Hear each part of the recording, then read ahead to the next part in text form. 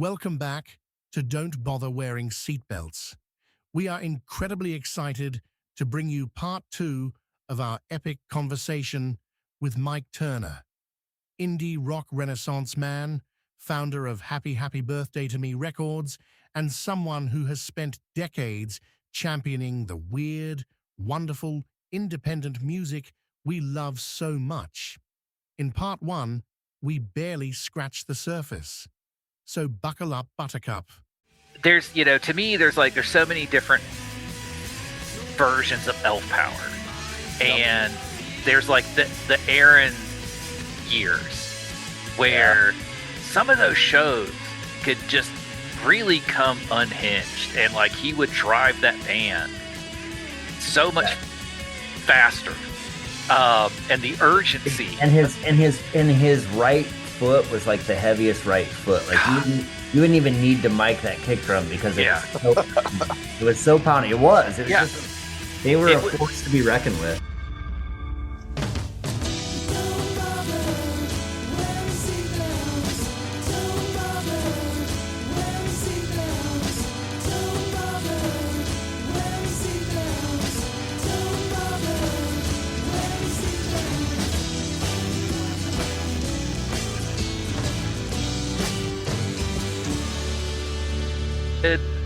She's kind of I'm just going to show you how to do it.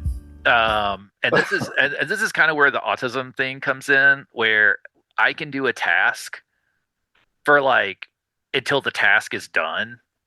And if that task takes 15 hours, I can just sit there and do it. So be it. And it's so I was knocking out the packaging for this first CD comp, and then I'm kind of again, I'm figuring out ways to do stuff because I didn't really understand how to do desktop publishing, for manufacturing something to lay artwork out. Sure. So when doing this compilation to get rid of the zine, the package kind of had to it had to be something that I knew how to do, and I knew how to carve linoleum, and I knew how to make my own stamps. So it's a stamp, it's a piece of this chipboard with a stamp on it, or it's a pocket sleeve that I put together with a stamp, and then a photocopy back, a photocopy insert glued to the back of it, or with a track listing. And, it's just the early DIY-ness of the label was just because I didn't know how to use Photoshop and Illustrator. But I knew how to do other ways of actual, yeah, but man, artwork. That DIY stuff is what makes a lot of that stuff so special and so meaningful to have. When you're holding this in your hand and that somebody had to figure out how to do this on their own. Yeah. Oh, it's part of that, but also again, it's the thrift. Where it's how can I afford to put this stuff out? So it was figuring it out and just doing it, and also not having that thing where it's because somebody at one point was well, how are stores going to display that? And I was I'll just sell it direct to people. I don't need a store. And or I'll give copies to the bands, and the bands can sell them on tours. I don't, I was if it breaks even, it breaks even. That's all I care about.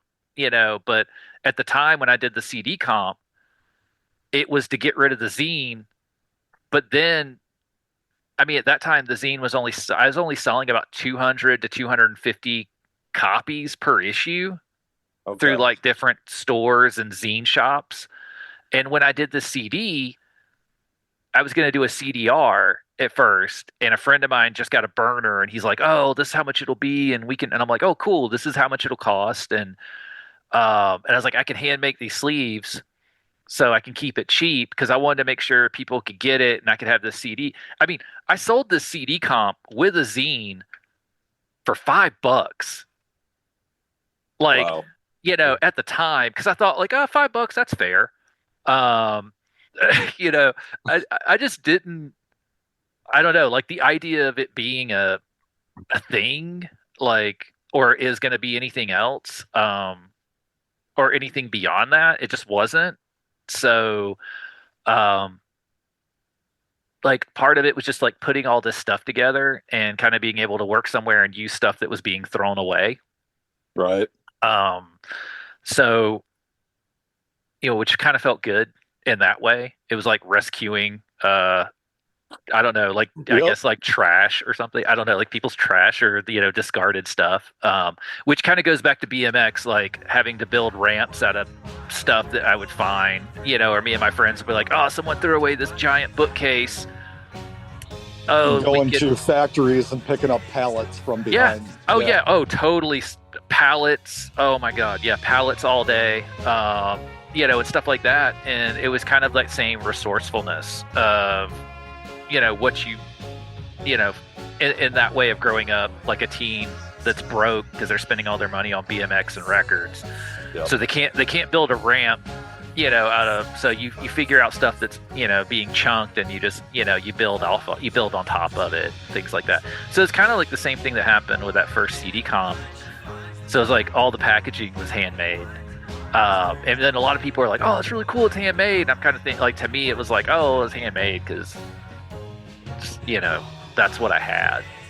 Because I didn't have access and I didn't know anyone who could do the desktop publishing stuff, like, Photoshop, Illustrator, layout on a template kind of thing at the time.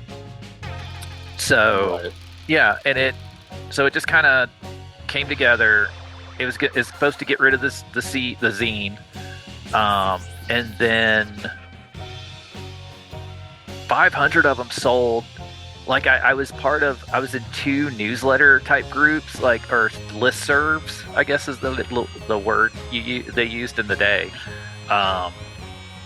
So I was on the Elephant Six list, which I think was a Yahoo group. And the indie pop list, which was on some other thing. And I posted, hey, this is who's in the zine, this is who's on the CD, and like I sold 500 between those 2 lists, basically. That's amazing. Then from there, I got emailed quickly from, at that time, Josh Bloom, who does Fanatic Promotion, used to do a mail order called PAL, like PAL, PAL, in case my southern accent makes it sound weird. PAL mail order. No, it didn't sound like a bucket. Okay. Okay. So he had a mail order, and then Darla Records emailed me, then Carrot Top emailed me, then Parasol, which was a record store and mail order based in Illinois, which I'd ordered CDs from for years, emailed me. When you say that Carrot Top emailed you, what do you mean by that? Oh, they were a distribution company based in Chicago. They were like an independent distro. They were one of the best distros around.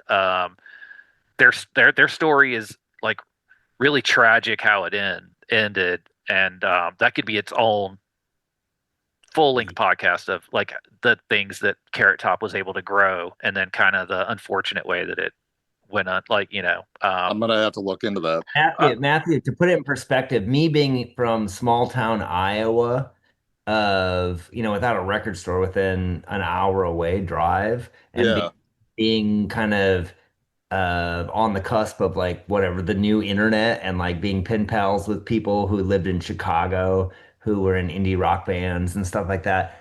Carrot Top, Parasol, Darla, those were where I was getting all my indie rock CDs. You know what I mean? So that's who I was buying, like, whatever Ladybug Transistor records from, or Elf Power or stuff like that. It was like they were like distributing all of it. And I think that's probably how I came to know of Happy Happy Birthday to Me as well. Yeah, probably. I mean, because I was kind of shocked because, like, I mean, again, I had sold the 500 basically. Well, I mean, I had the copies for bands. I was only going to do 500. I had the band copies, and then I had ones that were going to go direct. And I'm like, cool, I'll have like maybe 30 or 40 left over. That'll be awesome. And it's done. Then I get this email from Darla, and they're like, oh, we want 125. And then PAL mail order's like, I'm going to take I want 75.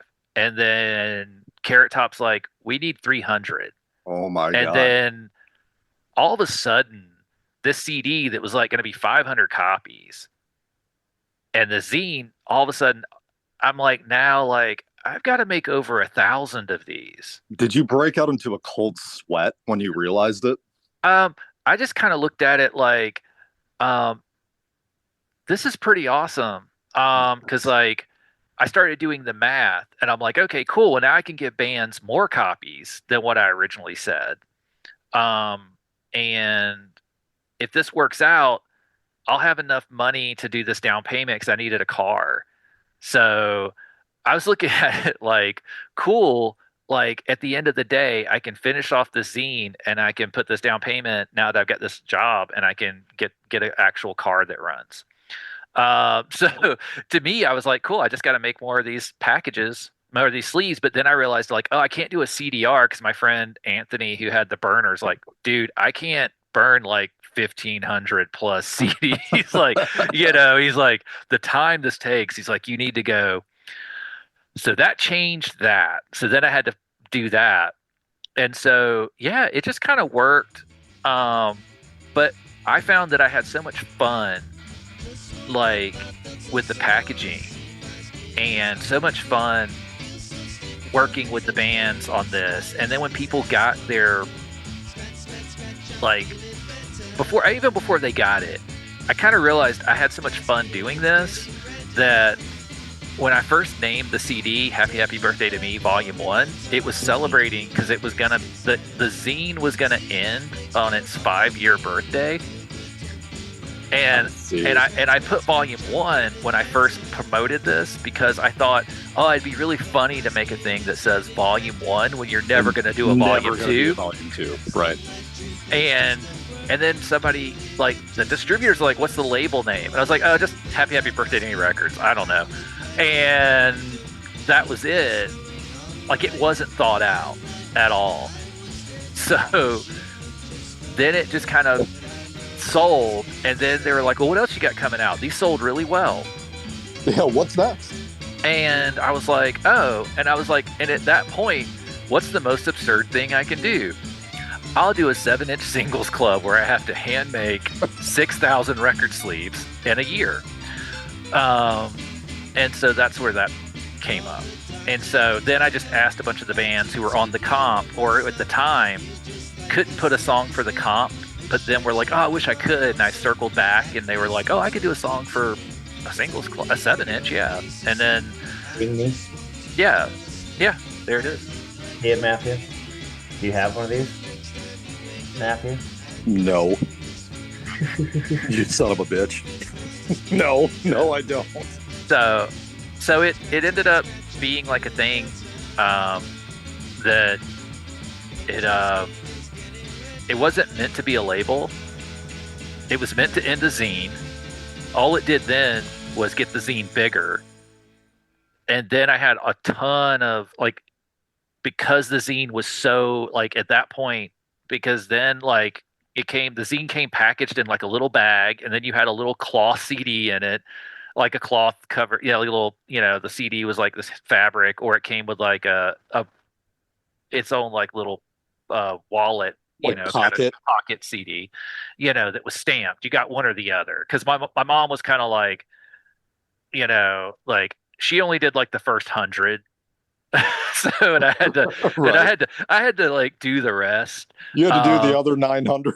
Well, I only did 500 with a fabric sleeve. I did about 1,000 with the pocket sleeve. Because I couldn't bring the sewing machine to my job and be back there sewing. That was a little too much.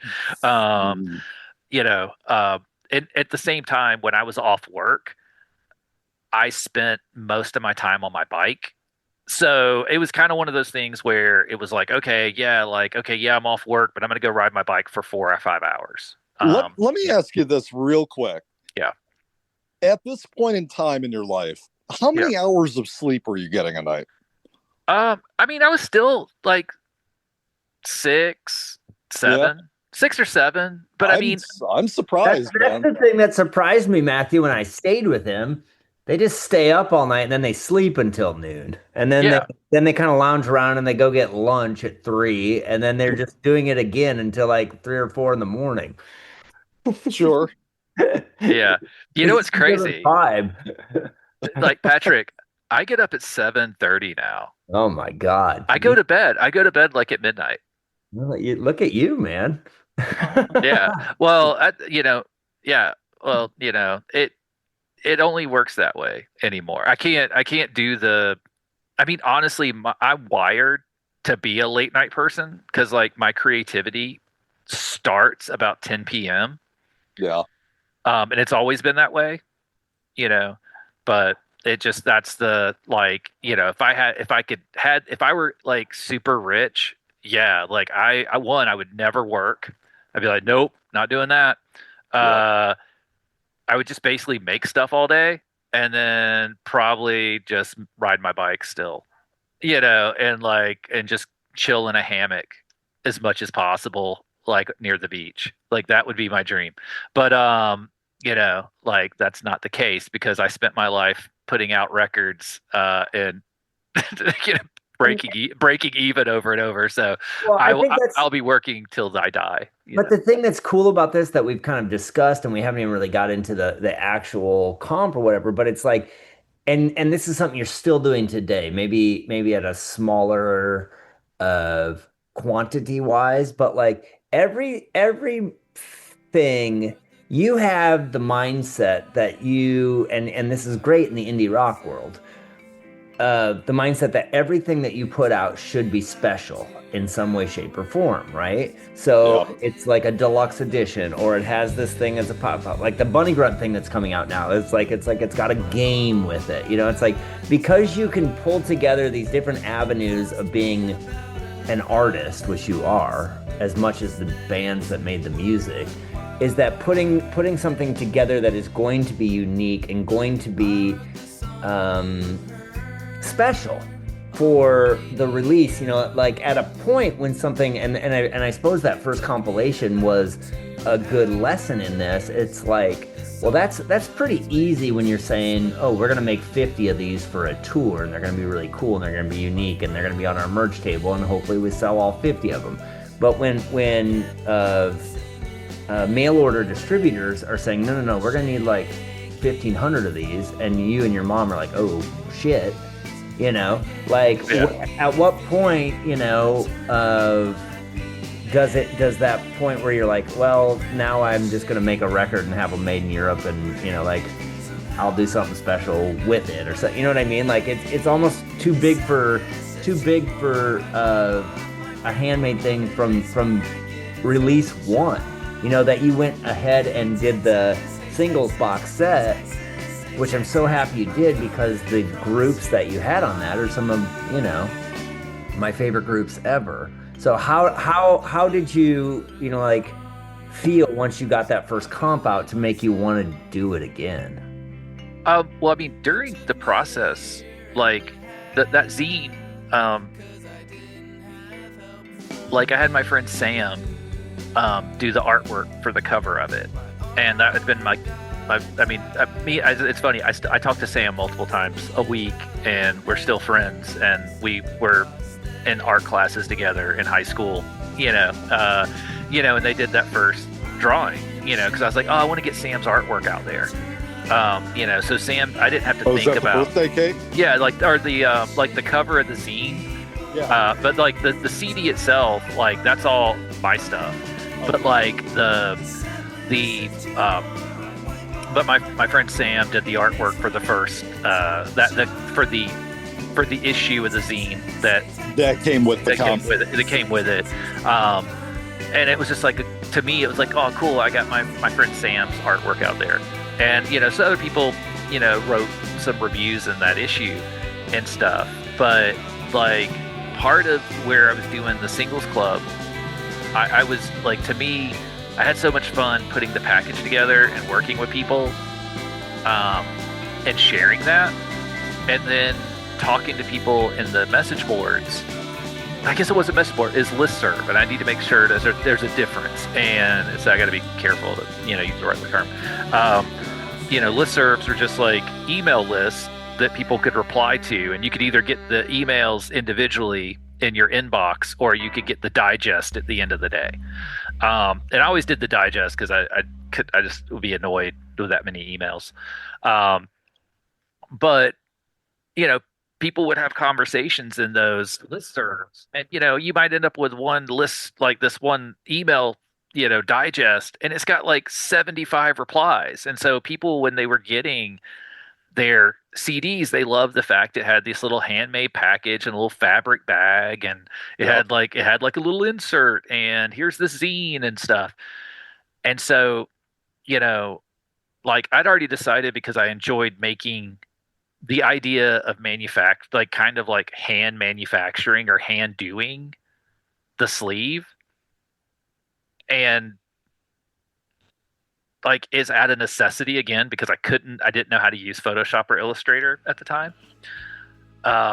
So I couldn't lay something out and have it manufactured. Right. Like, so it was the necessity of it being that way, is because this is what I can do. Also, I could use this throwaway stuff at this job that I had, to make it. So it's like, again, I could make this stuff cheap. And so I could offer this stuff to people at an affordable price and share this music. And then when I gave copies to the bands, like, they loved it because it was like, oh, this is really cool. It's all hand done. And, and it, like, they enjoyed that part. And because it was hand done and all this kind of stuff, like, they tend to sell their singles sold pretty quickly when I did the 7-inch club. Because when I did that first singles club, I only did 500 because I kind of did the math of like, that is 6,000 record sleeves that you're going to have to make in 1 year. Oh. And during this time, I'm also, and at this time I didn't know that you could get your zine professionally printed somewhere. I figured like magazines cost like insane money. So I was doing these zines at Office Depot because I had like an account there. And like, and they would do the thing, and I'm like, then they're like, oh, we can sort them, and then they gave me the price, and I'm like, oh, I got to keep my zine affordable. I'll sort them myself, right? And so then I'm having to sort the pages myself, and then I'm stapling them all myself, and then finally I got to be friends with someone at Office Depot, and they're like, look, I'll just do the sort. We can sort and staple them here, and we'll just, I was like, oh, cool. And I got them for the same price as when I was just copying, That's awesome. I mean, but my savings would have been like, oh, like $100. So now I never thought of my time as valuable.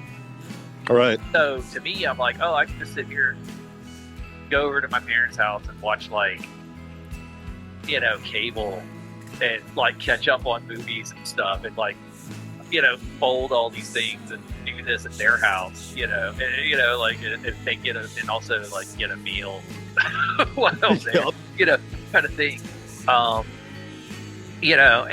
But like now I kind of look back on it and I'm so happy because like a lot of it, like my dad didn't really get involved in it, but my mom was awesome, and like she would just sit there and help me like sort the stuff, and like she'd help me put records in record bags, and and we just would hang out and we'd put movies on together, and we had kind of the same sense of humor and the same kind of like, I usually would put movies on that my dad would hate, and then he would just be like, you and your mom watch this trash stuff, and like me and my mom would be watching like Serial Mom or like Rushmore or something. My dad was like real conservative and stuff like that. I was going to ask, like, what is it that your father picks out from Rushmore that he decides that he has to hate? Oh, it just wasn't his humor. I gotcha. Like that kind of thing. That's like one of my favorite movies ever made. I saw that in the theater when it came out, and I'm so happy I got the chance to do that. I love that movie. He was somebody who would watch like fishing shows. Okay. Or hunting shows, or History Channel, when the History Channel actually had history and not like aliens built pyramids, which is like, Okay, yeah, that Can you still technically call this the History Channel? Yeah, it's kind of weird. Or History Channel became like Duck Dynasty or something like that, or where it's not really. It's like, where did this even happen? But like back when History Channel. I do love Pawn Stars. I do love Pawn Stars and that show where they go into the storage unit, Storage Wars. Storage Wars. Yeah. Well, if you want a good one that didn't make it, there is you can catch episode. You can find episodes on YouTube. But it is Paranormal Home Inspectors.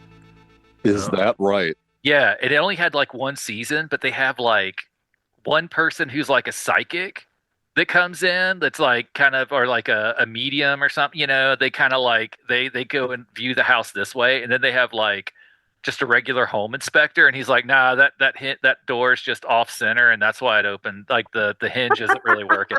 But you have this other person that's like, there's a ghost here. And it's really hilarious because the home inspector guy comes in and just debunks all of it, but then the people are like, I think it's haunted. And I mean, I see why it didn't work, but it was such a great show. Yeah. Anyway, but yeah, like, he would watch stuff like that. And me and my mom would be sitting there watching like John Waters movies and stuff. And he's just like, we'd be just like putting records together, that kind of thing. So have you ever seen, speaking of like those types of shows, have you ever seen Mountain Monsters? No, but I'm writing that down. I can't recommend it enough. It is the most unintentionally hilarious show I've ever seen in my life. I've watched like seasons upon seasons of it, and it's a revelation for like these dudes have no idea what they're doing, and it's fantastic. I've written it down. I'm gonna YouTube. I'm gonna check that out. I found out about it because Jason Purgeon does a podcast about it. I don't know if you know who that is. It's the guy that wrote John Dies at the End and a bunch of stuff. I know that movie. Yeah. Huh. Yeah. I will check that out. So so I don't know. Like my mom would help me make all this stuff, and so like the first, and I think even that first year I made 1,500 of the first CD, the compilation CD, handmade sleeves, 6,000 7-inch sleeves, 100 special bags for the first 100 people who subscribed, who got extra stuff in their singles club. Okay. And then 100 boxes that Carrot Top Distribution sold of that singles club. And then I made a cassette tape that ended up making 250 cases, like this kind of cardboard slip sleeve compilation cassette. I imagine that would have to be extremely difficult, making the sleeves for the cassette. Isn't it just a strange size, and getting it like properly in there would be? Yeah. I mean, but I worked in a frame shop, and so I've got tools that made it where I could cut this stuff within like 32nd of an inch. Gotcha. So it was like making that stuff was easy. It just meant sitting there and cutting this stuff and then gluing it and taking like a little thing and scoring to make the folds, like that kind of stuff. And once I made again and again, and again. Yeah. Was that the grandest of project that you kind of ever took on? Was that singles box set? Do you think? So the copy that I have with the actual box, that is the Carrot Top one. Yeah, that's the Carrot Top box. Yeah, because what happened was I did 500 of the singles club, but less people wanted to drop $60 because you had to ship it, as well. Right. Or no, it's $55. It's $55 shipped, and you got 3 singles every 4 months. But the shipping ate up a chunk of the money. Of that, Sure. So, but when I had about 100 left over, or about 150 left over, and then when I told Carrot Top, Carrot Top's like, we'll take 100, and so I bought I bought boxes from Bags Unlimited because I just didn't have the energy to hand make 100 deep 7-inch boxes with all the folds.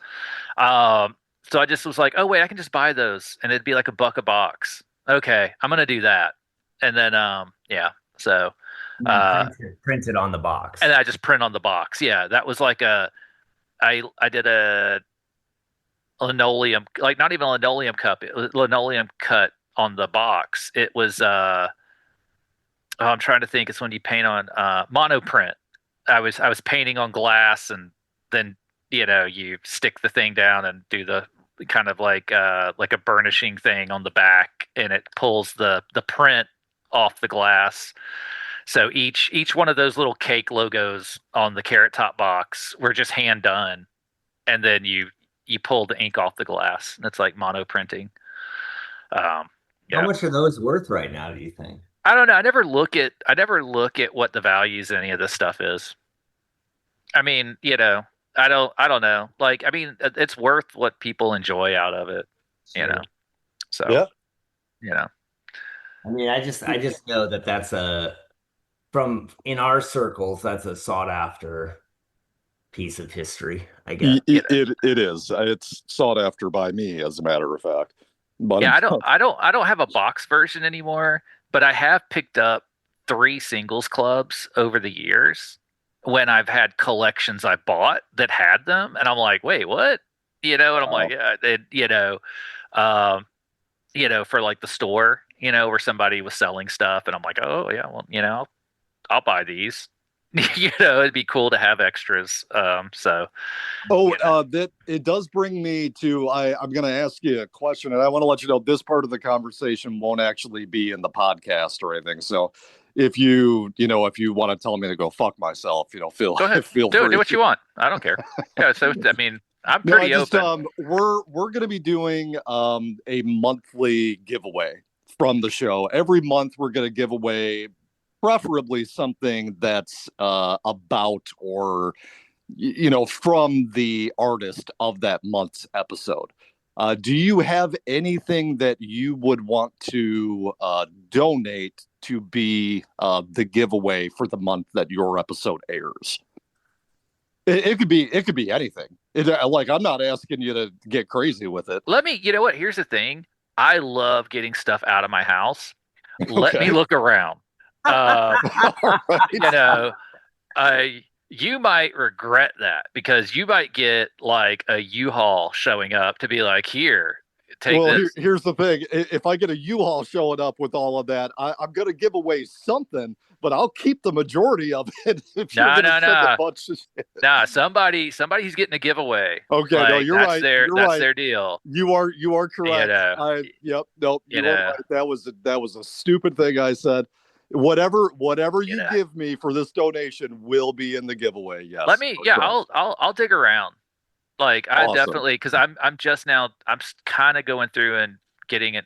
I'm going through archives and trying to figure stuff out and clear stuff a bit. So, and I'll remind you about it a little ways down the line when we start getting closer to the episode coming out. But okay. Yes, every month we're going to have like a subscriber list, and we're just gonna, at random, I'll probably use a random number generator and just pick one person at random to get whatever we're giving away that month. That's cool. And Matthew, what do you think, since we haven't even really dived into the comp per se, and we've been going for an hour and a half, we do like a 2-episode thing? Oh, I don't have a problem with that. Because we've kind of dived into like the origin story of Happy Birthday to Me Records, but we haven't even kind of got into the comp itself. Well, here's the comp part with these bands. Here, the comp, this part, now that stuff's out of the way, that's all the lead up for you to edit. So the comp, if you got the questions, let's just do it. Okay, that's pretty much everything. We might split it up into 2 because he doesn't. Yeah, he doesn't mean splitting into 2 recording sessions. Okay. We might split it into 2 episodes. Oh, okay. Yeah. Well, yeah. Go ahead. Let's start. Let's jump into that, because seriously, like, lead it a bit, because I will go off. My brain won't shut off. And it's funny because I just told Kelly, because Kelly's like, I warned Matthew, like, be ready. And I was like, I told Kelly, I was like, you know what? I've been practicing like my Andy Warhol answers for like yes, no. And I was like, or I've been working on these answers that would be like ask me a question real quick. And I had this funny thing I was going to do just to mess with you guys. Like, No. Just do it. Monitors to be on this comp. Did Kelly tell you what my response was when she? Yeah, she did. But I had this whole thing like to your answer, like what, Patrick? Yeah, your answer, it would have been like, you mean the Minders? Like, there's really good band called the Minders. They're from Portland. Yeah. No, I had this like, what would be the worst podcast guest of all time? Like, how would they sound? And I spent like a whole day, kind of like talking like that around this stuff, just like being funny. That's pretty awesome. And just like kind of being like, and I was like, oh man, that would be so annoying. Doing anything more than once and doing it consistently, that's pretty sensational. So, you should look at it like, you're taking your time and your effort, and that's pretty cool. A lot of people stick around and do stuff. So, well, I get what you're saying in sensational in that way, but very true. That kind of thing. Yeah. Yep. So, all right, let's crack into this. All right. So, how was it that you ended up in Panama City, initially even meeting a lot of these bands, and how was it that you got into people in the Elephant Six world? Well, when I was in college radio, like when I was in high school, when I was doing the college radio thing, one of the bands that I pushed into our chart was Chocolate USA. Okay. And so, in the second All Jets Are Gonna Fall, like that has Eric Harris and Bill Doss on it too. So that was kind of the starting point of that, but I'm trying to think, at the time with doing the zine, because once I left and I was doing the zine when I went to like art school, so I could again keep getting CDs. I did the zine long enough to where I got the attention. I got on the mailing list of like some publicists, for some publicity firms. And so like Fanatic handled Kindercore. They were Kindercore's publicist in that time. So I would get, I got like the promo copy of Petite Tragedy and Mendoza Line and that kind of stuff, and Marshmallow Coast. And then Autotonic, which was a PR firm, oddly enough, in Memphis, that I didn't know when I was in art school in Memphis. But they ended up, and I'm friends with one of the people, I guess. Well, internet friends, I guess I don't know. And I know another one. Like I still talk to two of the people that were in Autotonic PR, but they would, that's how I ended up first getting Olivia Tremor Control, Neutral Milk Hotel, that kind of stuff. Okay. But at the time, I didn't really put together these things were connected for a bit. Right. Like the time of like, the early Chocolate USA stuff and how that connected to all this other stuff. And you'd already talked about being connected to Bar None, so is that how Montreal came about?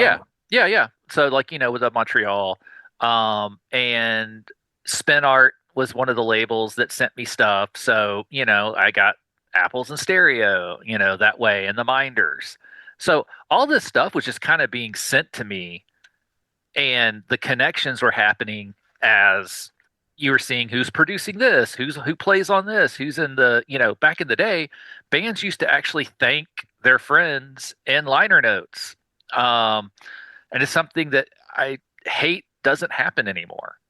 Because that used to be the way to find new bands. Because like when I was at the radio station, so much of the stuff that I ended up finding would be like, I'd be playing a 7-inch, during my show. And it's like, here's, because my show at the time when I was in the radio station was like Brit stuff, and then I'm looking and I'm like, Huggy Bear, oh, that's from England. And then I'm looking at Huggy Bear's thing, and it shows like they're thanking, bands like Bikini Kill and Bratmobile and other kind of stuff like that, and then also these other Brit bands. So then I'm like, oh, I like this Huggy Bear record. So then I go and find all the bands and their thank yous, and I pick up 7 inches by them, and this is kind of the way pre-internet you would discover stuff. And so with the Elephant Six stuff, it was kind of the thank yous in the liner notes and seeing who played on whose record, and you start putting those pieces together. And then that's when, I found like the Elephant Six list. And then a lot of the bands would play Tallahassee at FSU because Florida State had their own club on campus, Club Down Under. And that would be the student activities money would pay for these bands to come play. Well, Kevin Barnes' brother, David, went to FSU. And then you had people like this guy, Chris Berry, who did this label, Soft Abuse. He was one of the people on the activities board. So he made sure, like, I saw Elf Power because they played FSU. I saw of Montreal, they played FSU. And I lived in Panama City, and it was only a 2-hour drive. So, I would keep looking at the, and I knew Club Down Under because when I was at the college radio station, one of my jobs was to call all the venues that were in Pensacola and Tallahassee and get their concert calendar so I could put together my job. On one of the jobs at the college radio station was like doing weekly, like, I would sometimes record, or I would at least list it if I didn't do the recording, to be like, here's who's playing, blah, blah, blah, and it would let people, like students, know that who was coming to Tallahassee or Pensacola, because a lot of shows didn't come to Panama City. Or the kind of stuff that came to Panama City would be like Matthew Sweet or Snoop Dogg or something. It'd be like big, or like Two Live Crew, it was like that kind of stuff coming to Panama City, but it wasn't like indie bands playing Panama City. You might get Belle Biv DeVoe, but you're probably not going to get like Elliott Smith. No. What a fixture. That's my dog Taterbug. She's boofing. That's kind of how like that connection formed. But then when the Elephant Six listserv, that's where it all came together, to see all these other bands. And I also was getting like Parasol's newsletter because I was on the Parasol mailing list, and then Parasol would have like a printed out like photocopy newsletter that you would get, and they would, you'd get it in the mail, you open it up and you could order out of it. And Parasol, one of the labels, Hidden Agenda, that was one of the Parasol labels, they put out the gerbils, so they would always mention Elephant Six bands. Yeah, what you're saying about those liner notes and how bands would thank other bands, that's exactly how I got into Elephant Six. When I started reading through the liner notes and seeing all these not similarities but connections, it created a mystery and a rabbit hole for me to dive down into that I just never got tired of diving into. Yeah, I mean that's kind of the way it. It was kind of fun how it used to work that way. Like everything wasn't instant, and it allowed you time to like really kind of immerse yourself and get into it and process and like really like learn. And I feel like so much of it now is like, it's like a playlist, but like even with a playlist, how can you really take it in and like, live in it? In the way of building that connection over time. Like I still listen to a lot of music, but I don't listen to music in the same way that I did during that period of time. And you are 100% correct. I mean, when I got Black Foliage, it was in my headphones every day for months and months and months. I just, dove deep into it and I lived with it until it became part of me. I don't know that I really do that anymore. Well, I mean, that's also a headphone record from beyond Yes. to do that. Yes. If I think that's one of those amazing records where I think that's one of the things where like playlisting or like listening to that record, I have to tell people, like, especially when I was like working at record stores and selling the record to people, I'm like, or if I was playing it in the store, it's like one of the things is like, look, when you get this home, take the time and put headphones on, like this, like that, like Cubis Castle and Black Foliage, like those are such headphone immersive worlds. I think more so anything Will end of it, like Will Hart stuff. Yes. I think all those records are immersive headphone records, where I think a lot of the other records in the collective you can kind of just put on and play. But I think they're all of kind of Will's stuff is definitely there's so many textures you only hear in the panning and the little noises that come through when you have actual headphones on that don't get lost in a room. And I don't think a lot of people don't realize how not random those sounds are, how deeply ingrained they are into the melody of the song. Yeah. I mean, I think that's part of the thing but I think that's part that kind of tends to go with how people talked about the band and the way they reviewed it, and this kind of like, it's like, the kitchen sink and everything around it. And it's like, I don't think it's really as random. Yeah. No. Like it really, all that stuff really is plotted and that's why they're the greatest of all time. But if we continue to talk about Black Foliage, it's all I can talk about. I can do that for days. So all right, back it's my favorite album ever made. But that's how I got aware of it. I think where it became getting to know the bands. Like I would go see bands in Tallahassee, and then I got to where I would just like email people and be like, hey, can you do an interview or the zine? And so in that way I got to know them. And I'd already talked to them, and they'd already gotten a copy of other zines, like earlier zines and stuff.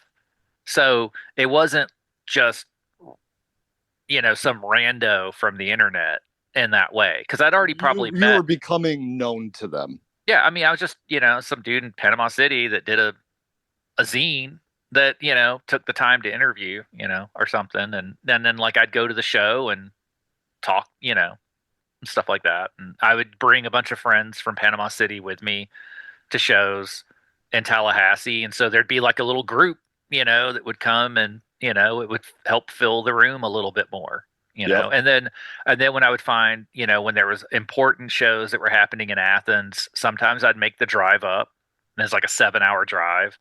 And then people would be like, oh, what are you doing now? I was like, well, I guess I'm going to go and drive back home. And it'd be like 2 a.m. And then it's like, no, you should probably stay, and I'm like, well, I don't have anywhere to stay. I got enough money to drive here and drive back, like I don't have money to get a hotel or anything. And then it would be like somebody like Davey from Visitations and Fable Factory would be like, stay with me. Or Kevin would be like, you can stay at my house, and I was like, oh, okay.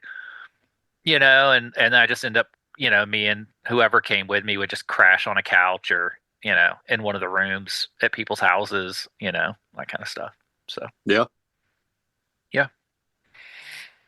Now with this comp, and since you said it was kind of the, it's kind of like the last hurrah for the Bee's Knees.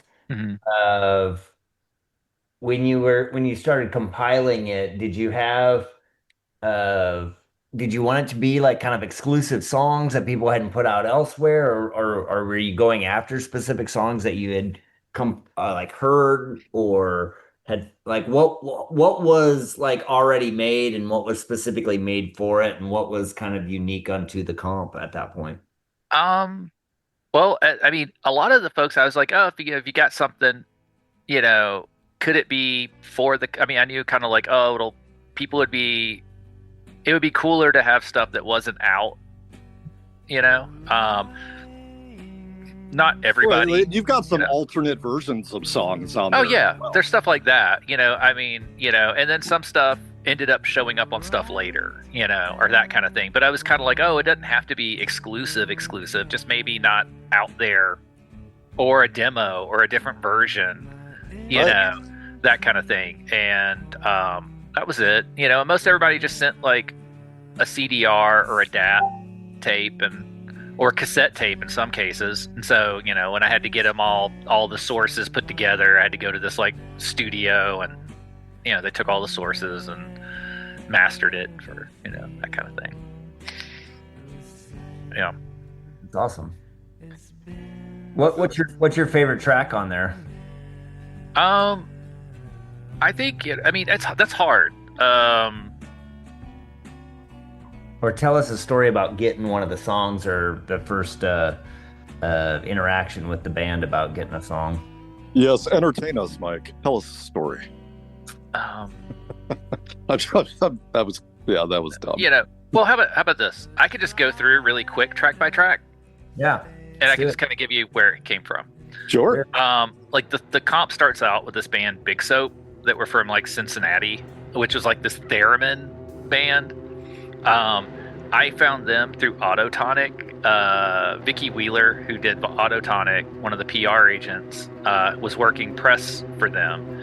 And I just kind of loved how weird it was. So I asked them for a song, and they sent it.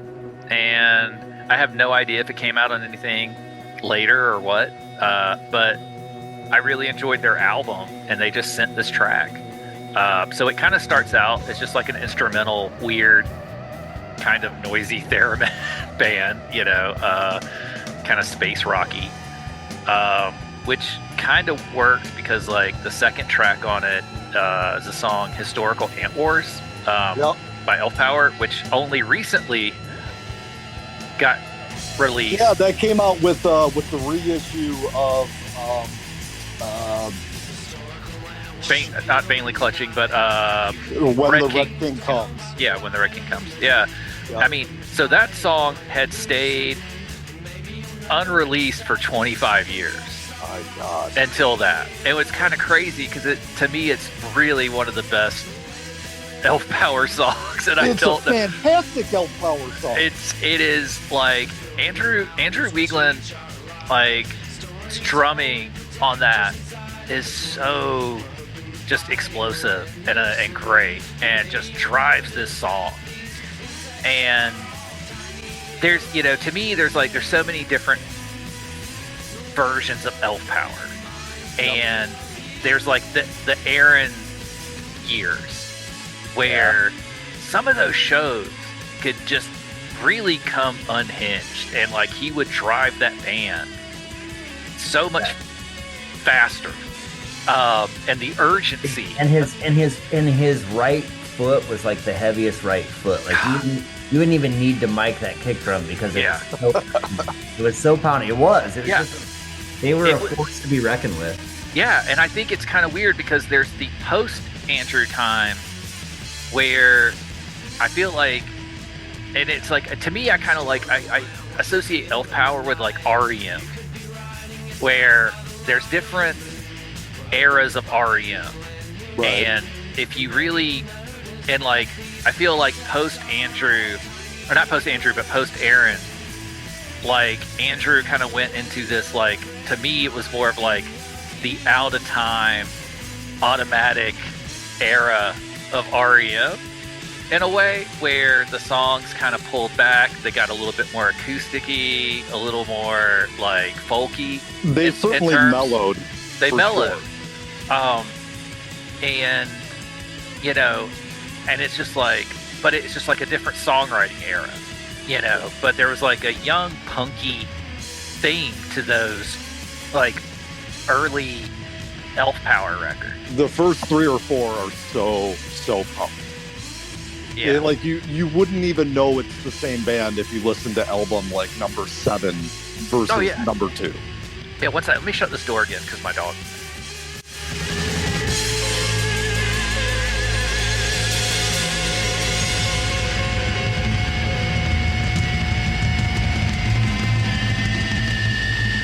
Okay, so yeah, like so that second track, Historical Antlers, just like that song, I the fact that they left it unreleased for or kind of lost on a compilation for 25 years just still blows my mind.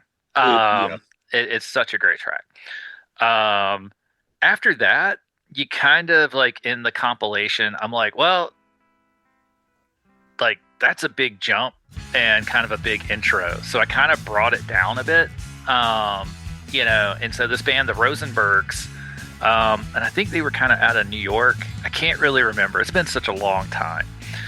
But they're just kind of like a little sweet indie pop band. And I met them, I think, through Indie Pop List. And when I was doing the compilation, they heard about it and they were kind of Elephant Six fans. And so, that track just shows up on here because they sent a track, and they were nice kids, it's that kind of thing. King Sauce was one I got to know because I'd gotten so into the Elephant Six stuff that I was kind of searching out all the bands all on the minutia. And Rich had cassettes and stuff, and at that time, I wrote to him and he sent me, the cassettes, and I was, digging the tapes, and so he just told me to, take a track from one of the tapes. So, his track on there was just off one of his cassettes. So, yeah, I think he had two cassettes at that time. And it was Rich that told me, Rich that put me in touch with Vince Moll, which is later in the comp. Cause Christopher Parfit. Yeah, because Chris played, or Rich played in Vince Moll, and I think he helped record some of Rich's stuff or something. I can't really remember. Again, it's been a long time, so some of that stuff I kind of don't know all the details that I used to. We're actually going to record with Chris in a week or so. It's either next week or the week after, about his new album that is part of the WoW Collective. The Robert Snyder thing where they're using AI. Yeah. So we're going to be recording an episode with him in a week or so. That's cool. And so after King Sauce, which is a fun track, but it is a little lo-fi. So that was one of the hardest things, is taking the different, when putting together the compilation, with all the sources, which tracks are a little more produced than other tracks. Right. So the comp's a bit weird to me. And when listening to it again, where at the time it's just it's like making a tape, mixtape. Where now listening to it, it's oh, okay, that's a weird choice. But okay, I know what you mean. Where you've got songs that are of one production quality going into a song that's of a much, much different production quality. It can be a little bit jarring, but with a compilation like this, it's not. It never takes me out of it. I love every song on the comp. Oh, cool. I mean, that's cool. I mean, it's kind of weird at the time. This comp made sense to me. And now when I listen to it, it doesn't make sense to me. So I'm just kind of well, that was a weird choice to put that together, but but I mean, you learn stuff over time. There are certain choices when putting it together. I think, again, it was that thing of I'm just moving forward and doing stuff, and, figure it out as you go.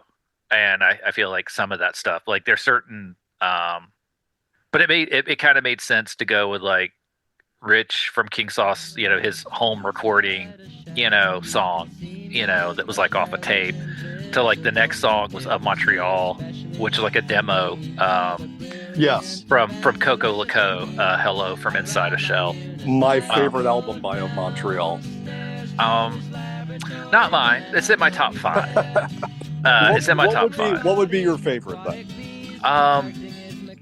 I think if I'm gonna do a go-to, like, okay, I guess it's different. Like if I were like taking a drive and I just wanted something to bop to and have fun. No, I think it would be like Lousy with the one with the motorcycle. Okay. I can't. Yeah, I can't pronounce the nonsense titles anymore. I don't have patience or time for that, so I probably will use one word to describe most of the Montreal titles. It's just like I just don't have time, or patience to learn how to say it right. So yeah, but I think Lousy's the one that I kind of go the most to, or go to the most. For that, Cherry Pill still has a special place. Yeah. And then I would say, now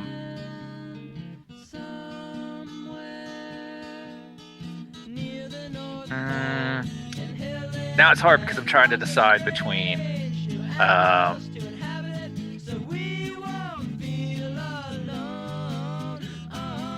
I'm gonna go with those two. Okay. That's it. I'm just gonna go with those two because I can't choose a third one.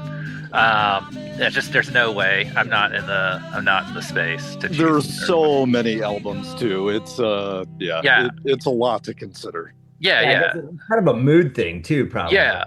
Yeah. I mean, I'm such a fan of like Cherry Peel and the Gay Parade, but like in all reality, I've probably listened to, Hissing Fauna more in the past 10 years than either of those two records.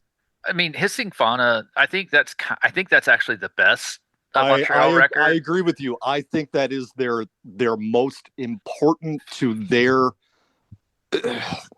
to what they were doing. I think it is their best and probably their most important album. It's not my favorite, but I do agree that it's probably their best and most important. I think that's the one I played the most when I was at Wuxtree. Like I played that. Well, I don't know. Between that and Lousy, those two I played so much. But there was a difference in the excitement around them. Like Hissing Fauna, like that's the one where I sold so many of that record and playing it in the store and watching people in town figure out, oh, this band's from here. Where in all the years living there was so much of a thing where I felt like nobody, like college kids, didn't know they existed, and all of a sudden they knew who they were. And it was kind of a thing of like driving up when I lived in Florida and coming to Athens to see like important shows and stuff like that. Or ones where, I would get told like, oh, we're going to do a big production and there's going to be all this stuff and we're doing, and like they had like a big stage set up and stuff, that would be like a one-time thing. And, so I'd drive up for the show and there'd be like 100 people there, and then watching it be where the show sold out in advance for a band that had kind of been around for almost 10 years at that point. They put the work in, but it's one of those things where it's like, man, there's some of the folks that could have enjoyed it probably missed some cool things, just by not, being in tune to what was happening. But yeah, like that, Kevin threw that track to me.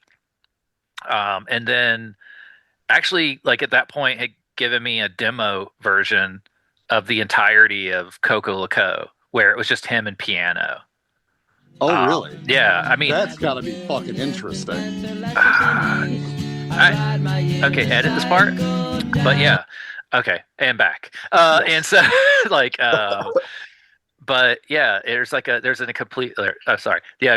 version of Coco Loco, which is basically just Kevin and piano. It's awesome. Amazing. I mean, it's amazing. Like in fact, it's kind of so good. I wish there would be a point it would just come, like somebody would put it out, Maybe when he does a reissue of Coco Loco at some point. I don't see him really he seems like somebody that moves forward. Yeah, he doesn't want to go back to especially the whimsical stuff. So yeah you're right. I mean, So he seems like he's constantly moving towards something else. I respect that. That's cool. After that, Masters of the Hemisphere gave me one of the best songs of their career, and like Coat of Arms, which just is so great. It's so like this mid-tempo, mellow thing, but man, that band is like so just underappreciated. Like I'm gonna have to look into them more. It's great, and I'm in both like like I agree with Mike. I agree on that. Yeah, I got to see him at Will's thing, and it was nice to talk to him. Yeah, it's kind of like a lost band in a way, and I just think they've got songs for days, and the amount of stuff that's probably never come out is just it's great. I think the Still Flying stuff afterwards was pretty cool too. Different vibe, but yeah. I think even Still Flying was a little ahead of the vibe that they were putting out. Sure. And if they had been maybe 5 years later, would have been huge. Yeah. And I think they were just too ahead of it.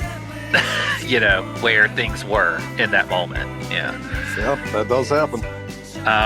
But like it's kind of like, again, it's like after the Montreal kind of 4-tracky demo, Masters Hemisphere kind of brings back the production, like that, which but I would probably have switched I probably would have switched Masters of Hemisphere. Like, it kind of brings it up, but then after that is this band Bird Dog, which I got to know via this PR company out of New York called Girly Action.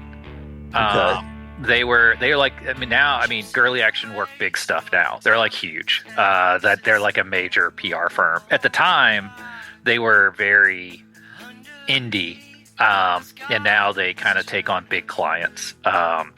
But they would send me a bunch of stuff, and they did PR for Sugar Free Records, which also would soon be Elf Power's home and label for their third album or their fourth album. Winter is Coming? Winter is Coming. Yeah, Winter is Coming. Yeah. Because Elf Power went to Spin Art after that. But yes. But yeah, like Bird Dog was on Sugar Free as like a Chicago label. Sugar Free also did the Beulah albums. Again, all this stuff is really interconnected. Even when it's not Elephant Six, some of the bands on this are kind of connected by label association or publicist association. Yes. Yeah. It's weird. Have you seen the dollar amount that Beulah records go for on Discogs? Yeah. My God, why in the hell are they reluctant to reissue these goddamn records? Because they don't have to. That's not a question for you. No, they don't have to. They're already out there. Yeah. I mean, if somebody's had a time and they've already done it, not everybody wants to look back. No, you are right. You have to respect it. You have to respect the decision, especially when knowing that they would sell. People would buy them. Yeah, I've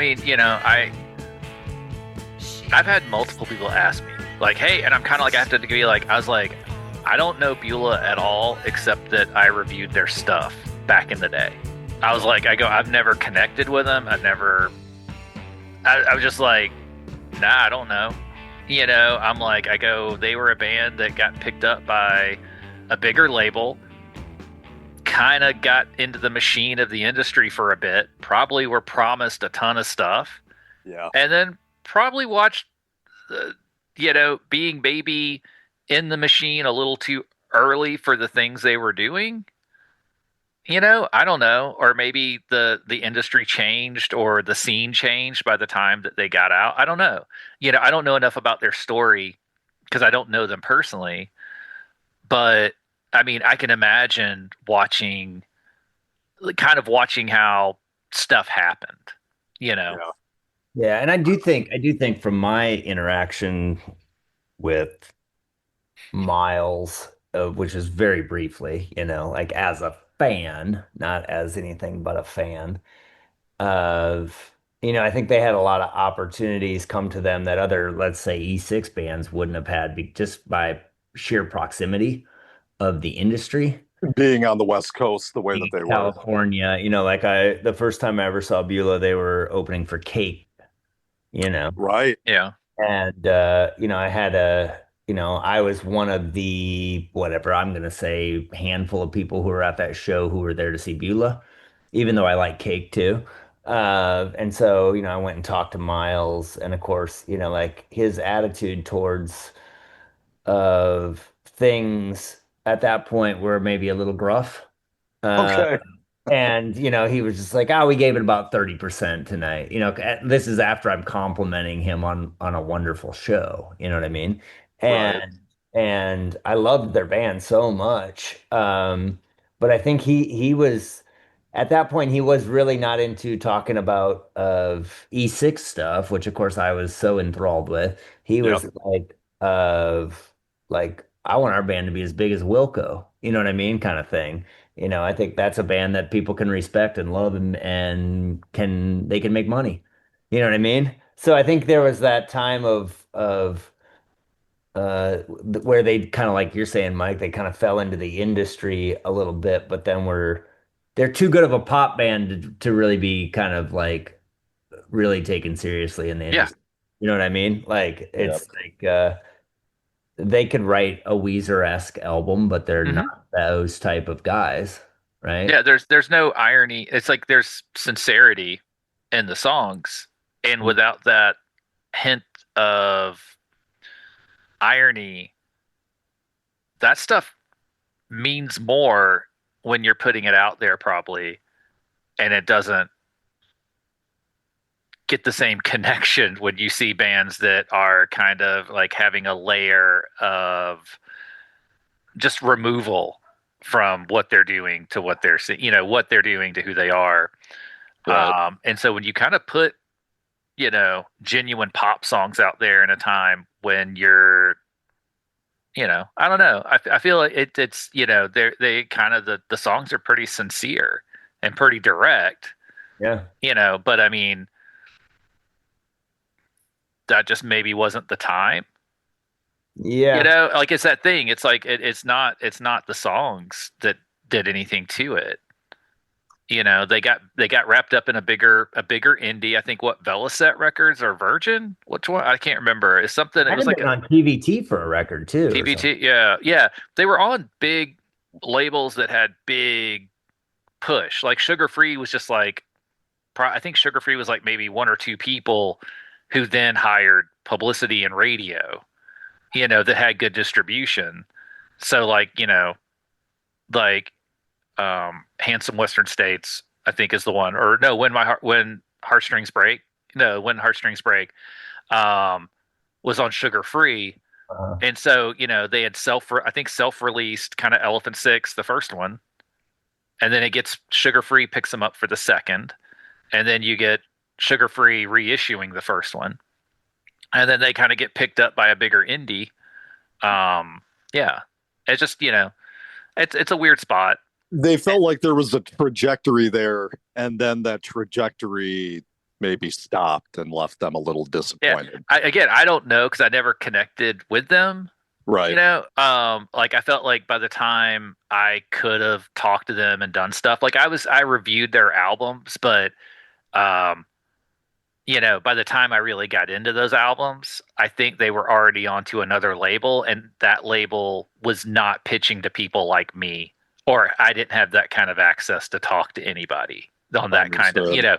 like where I was like, there's a hierarchy in music press and who has Yes. access as well.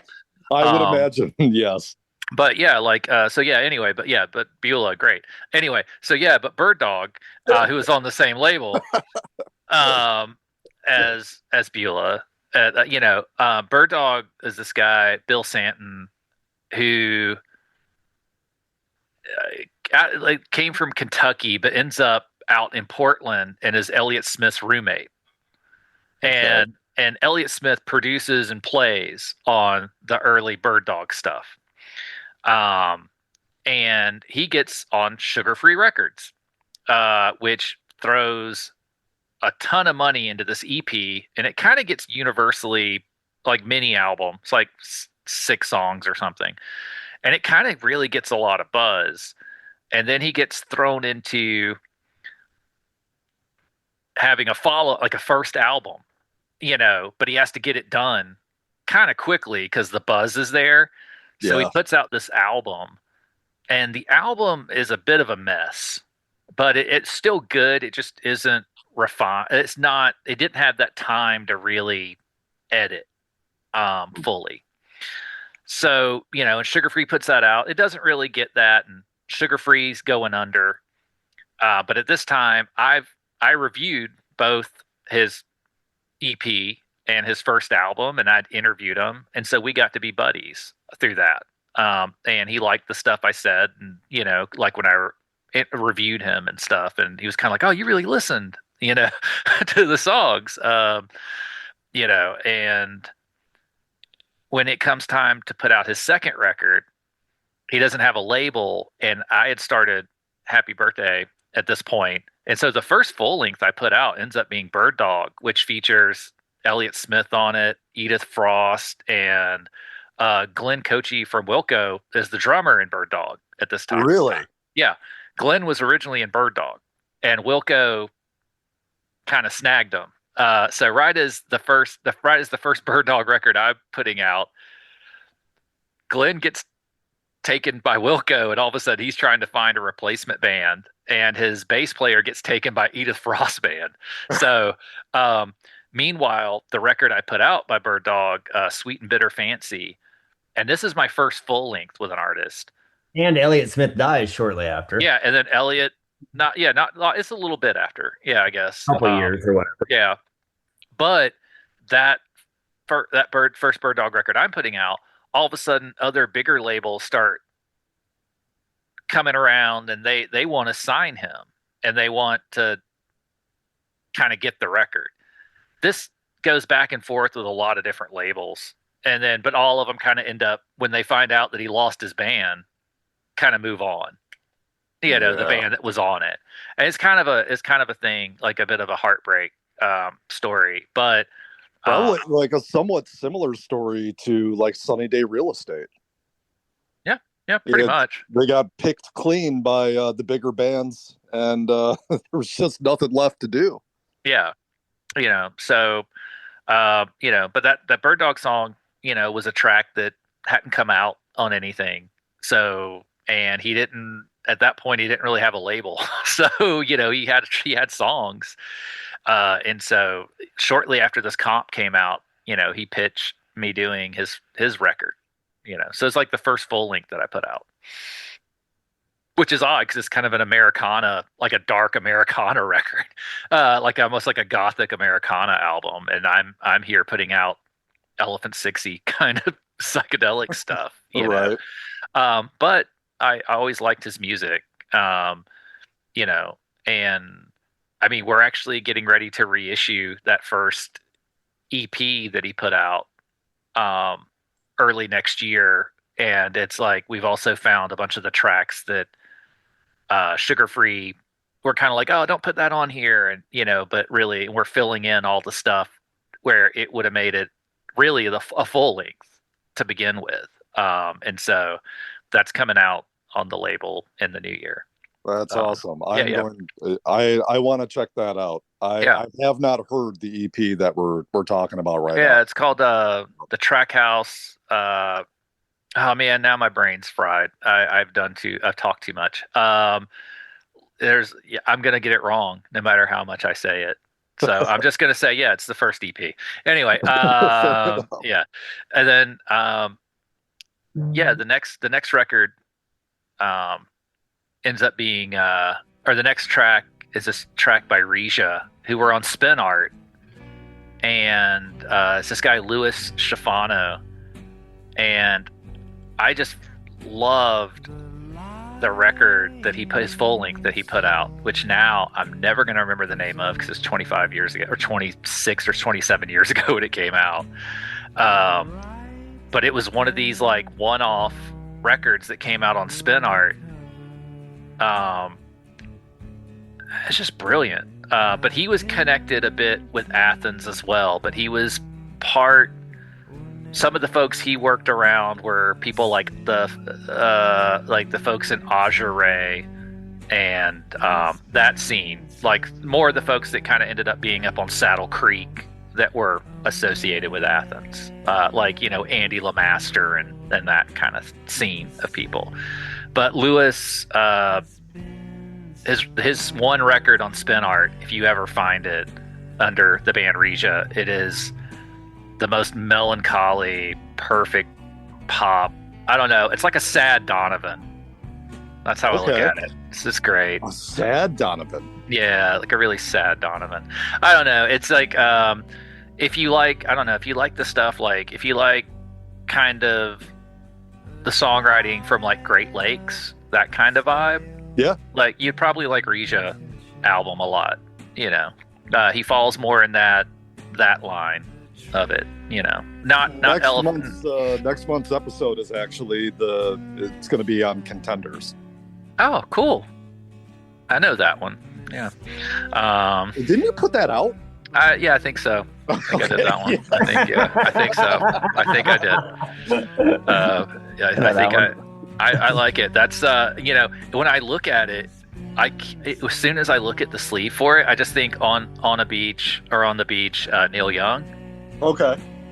And so every time I look at that album sleeve, I'm just like, all right, yeah. And then it makes me think of that record. I'm like, okay, that's pretty cool. So I don't know. No, we talk about, in fact, in that episode, how Americana feeling Contenders is. So yeah. It's his. I feel like it's Ben's John Prine era. You know. Yes. Yeah.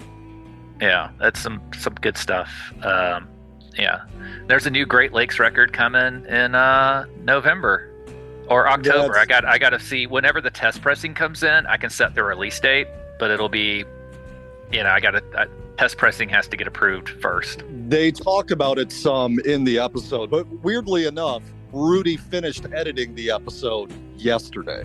So I listened to it last night, and yeah, we talk about how he had another album ready. Well, this is the problem. Ben doesn't stop writing. And there was the record that's coming out, there was a record in between Contenders and the record we're putting out. So that one is not even, the one they're talking about is one that Ben considered to be almost a like continuation of Contenders. Yeah, it'll probably end up being, the tracks on that'll probably be digital bonus tracks until I can get funds to make a vinyl version at some point. All right. Yeah, just life kind of got upside down, and this record store getting open had kind of threw my entire schedule of everything off. So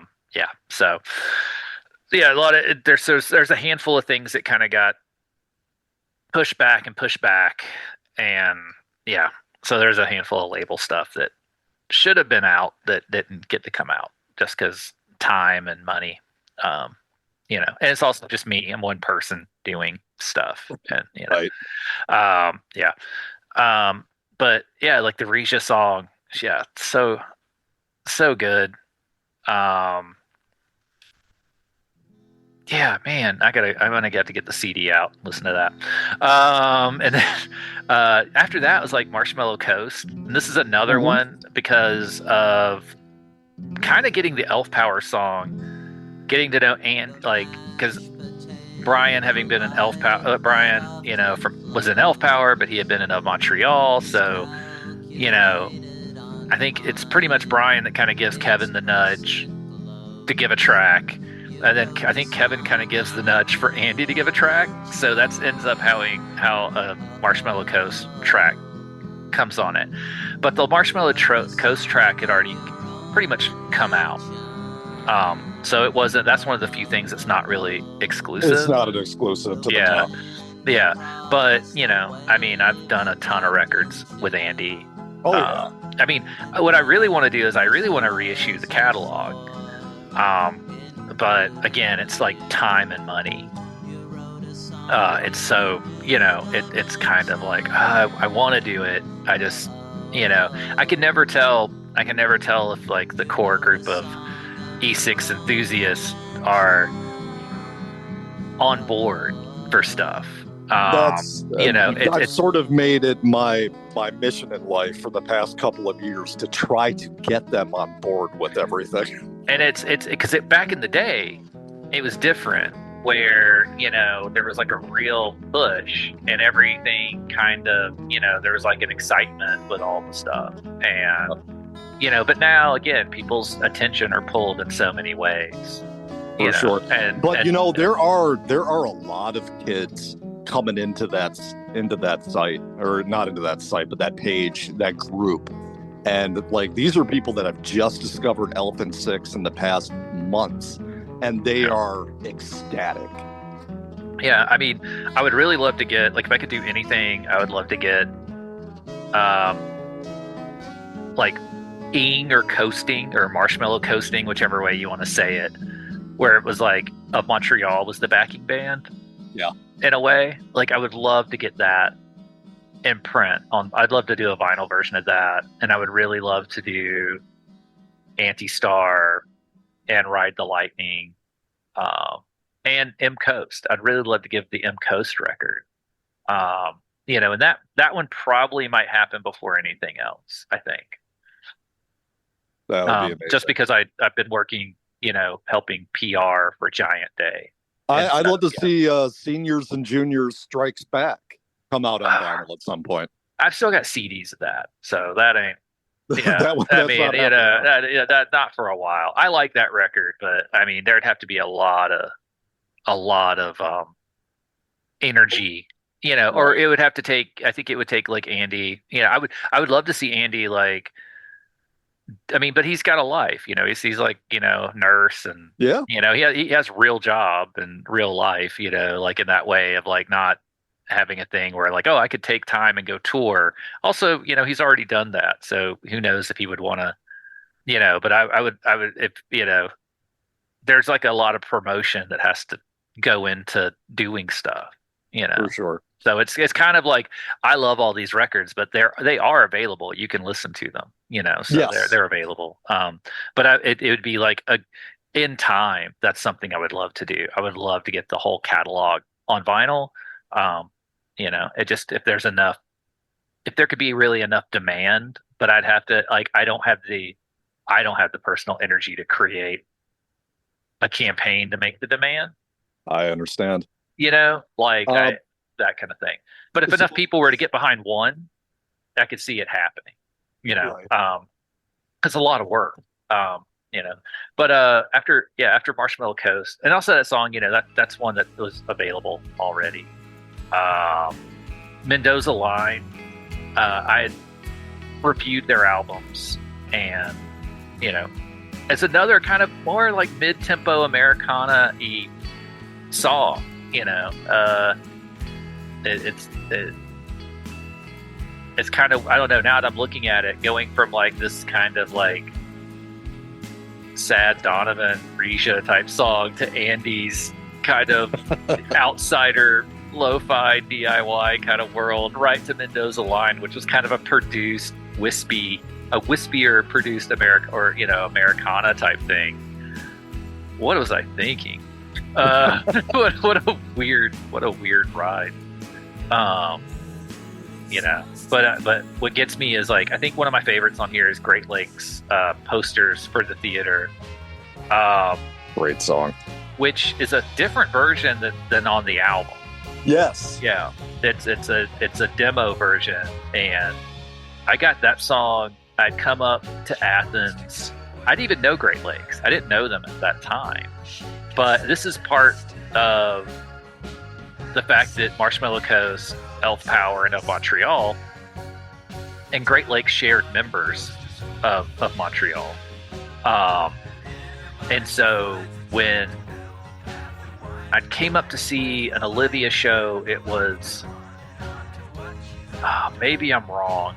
No, wait, I came up to see Of Montreal. It was Of Montreal, Ladybug Transistor, and Great Lakes Open, that show. And that's a hell of a bill.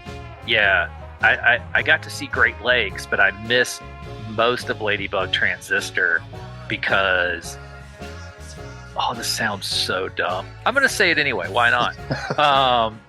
But it was one of the first times eating at the Grit. And I got this, and I was so worried about getting to Athens in time because again, I was one of those, like, I'm such a nerd where it's like, I want to get to the show early so I'm up front. Yeah. I'd never been to the 40 watt before. And so I was thinking it was going to be like when I would have to go to shows in Tallahassee and Pensacola where people were like more starved for shows, and not Athens where everybody's kind of like, yeah, somebody's playing, whatever, I might go. So I get there, I'm trying to get there early. So me and my friend Jeff, who are driving from Florida to come up to the show. So we drive up, get there, no one is in line at the venue at all. And I'm like, man, we skipped lunch and we just drove straight here so we could get good, So Jeff's kind of like, we should go to the Grit. And I'm like, I've never been to the Grit, So we went to the Grit, and I ended up getting this black bean chili. Haven't eaten anything all day. And then I got another real spicy thing. And then I had like 2 Sioux City, like sarsaparilla root beers. And I just set myself up into this like indigestion hellfire that was just like burning my like chest and esophagus or something.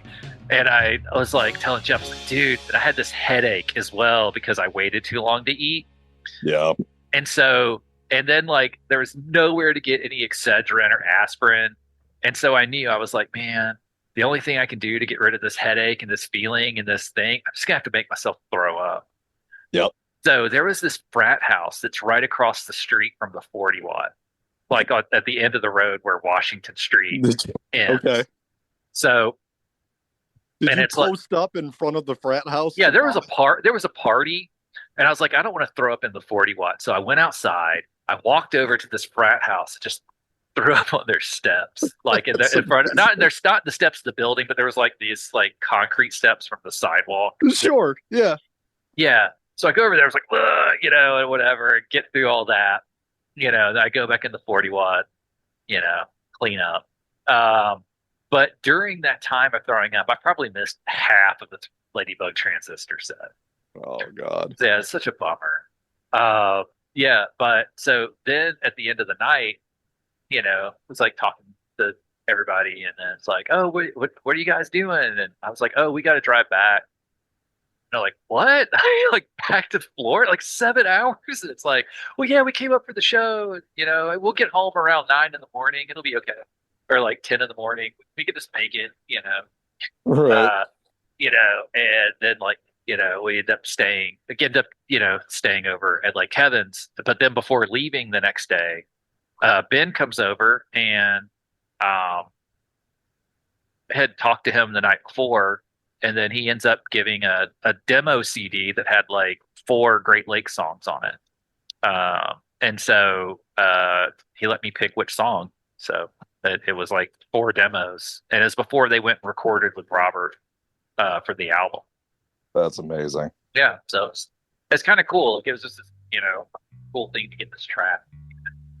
Yeah. After that was Teacups. They were kindercore band. I think they were from like Indiana or Illinois. I don't know. Okay. They're up near Patrick's area of the thing. I'm Michigan, so they're not too far from me either, I suppose. Yeah. So I don't know anything about them. It's been 25 plus years, so I don't remember anything. I just know that I really liked their album. Gotcha. When it came out, and I wrote a nice review of it, and they were one of the bands I sent an email to, and the track was like an alternate, like an early demo version of the song. It's a bit twee, kind of twee pop, number, Sure. you know. But like, I guess if I had to pick, you guys are saying like one of my favorites, like the Minders track that came up next, 40 Ferndale Road. It's just like one of great song. Man, Minders. I mean, Martin. I don't think Martin's really written an album I don't just love. Yeah. But the whatever he was doing at that time, like he was just on fire. Like he was just writing so much stuff. Like it's just crazy how many singles and the first album and then like the EP and like, I mean, it was just like almost every year there was like a new Minders record. It's just, and also I like the fact that the Minders are kind of like the most Kinksy, like Kinks record, like Kinks band of the collective, you know, sure. that whole E6, you know, and his lyrics work that too, because it is very English and, you know. Yeah, like, McCartney-esque, Kinks-esque.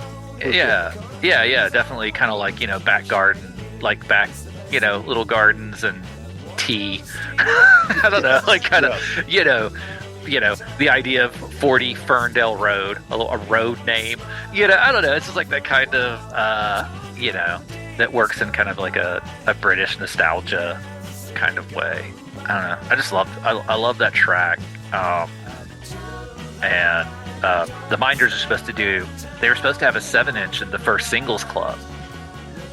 And I think he said yeah to it.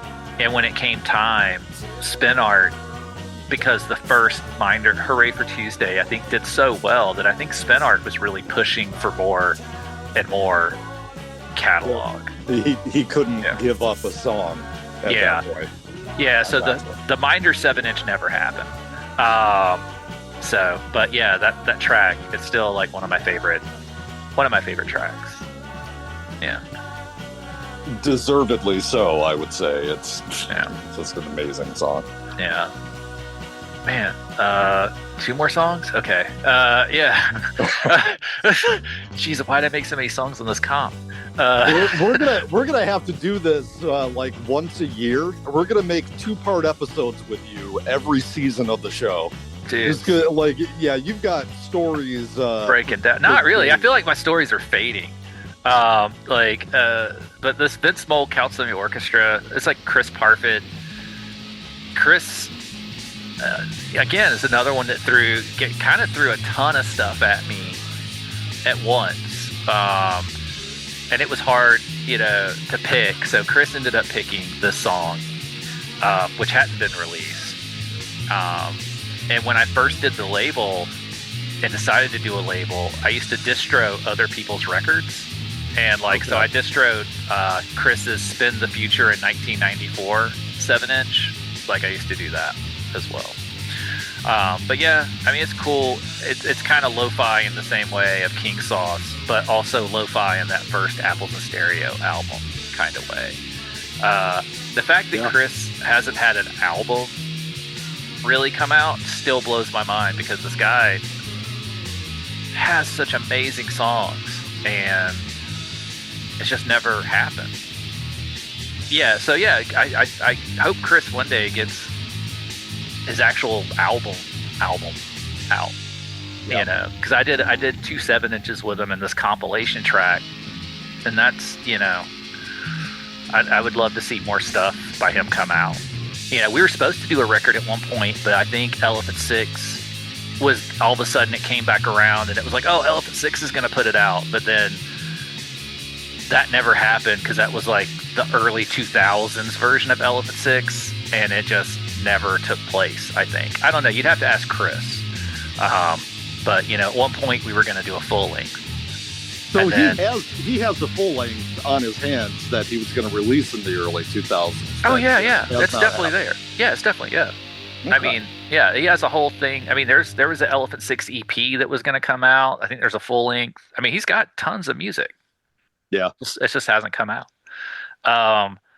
The last track on this comp makes no sense, and this is really funny. When I did this record, there's one guy, I mean, he's probably dead by now, the guy who did the mastering for this, had this recording studio in Panama City called Le Shack, and it was like this house behind this house, and it was like a studio, and he did the mastering.